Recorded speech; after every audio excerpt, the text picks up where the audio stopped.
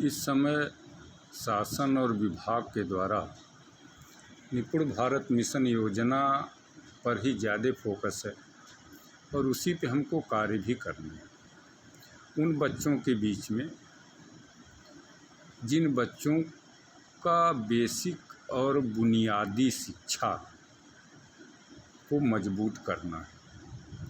हमारे जो विद्यालय जिसके अंतर्गत आते हैं उसका नाम ही बेसिक शिक्षा परिषद है।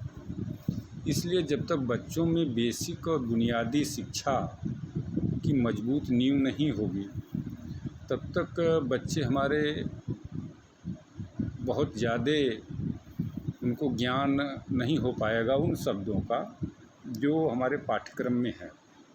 इसलिए हमें क्लास में जाते समय जो हमारी शिक्षण योजना हो, पाठ्य योजना हो, उनमें उन्हीं शब्दों का इस्तेमाल किया जाए जो सरल से सरल शब्द हों, जिन शब्दों को बच्चे आसानी से पकड़ सकें, डिकोड कर सकें, उनके अर्थ को समझ सकें। और हमें बच्चों के आधारभूत आकलन, उनके परिवेशी वातावरण और उनके लर्निंग आउटकम को ध्यान में रखते हुए क्लास में शब्दों का प्रयोग करना होगा, जिससे बच्चे सुन सकें, समझ सकें और उन अर्थ को भी जान सकें।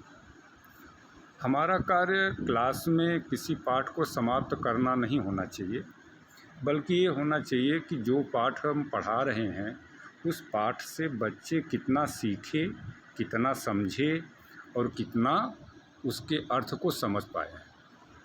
इसमें सबसे बड़ी भूमिका निभा सकता है मौखिक शिक्षा का ज्ञान।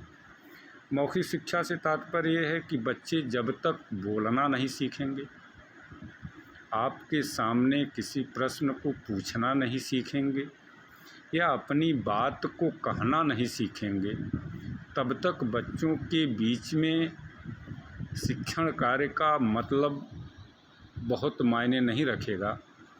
इसलिए हमें बच्चों के अंदर उन चीज़ों को जो उनकी बेसिक चीज़ें हैं, बेसिक जानकारियां हैं, उनके परिवेशी वातावरण की जानकारियां हैं, उनके लर्निंग आउटकम कितनी है, उनकी बौद्धिक लब्धता कितनी है, इन सब चीज़ों की हमें जब तक जानकारी नहीं होगी तब तक हम बच्चों को सही रूप से समझा नहीं पाएंगे और सही अर्थ उनको हम बता नहीं पाएंगे और बच्चे भी उन शब्दों को तार्किक ढंग से ना तो समझ पाएंगे ना तो पढ़ पाएंगे। इसलिए क्लास में हमेशा सरल से सरल शब्दों का ही प्रयोग करें, जिससे कि हम निपुण भारत मिशन के कार्यक्रम को आगे बढ़ा सकें और अपने विद्यालय में अच्छे ढंग से उसे लागू कर सकें। धन्यवाद।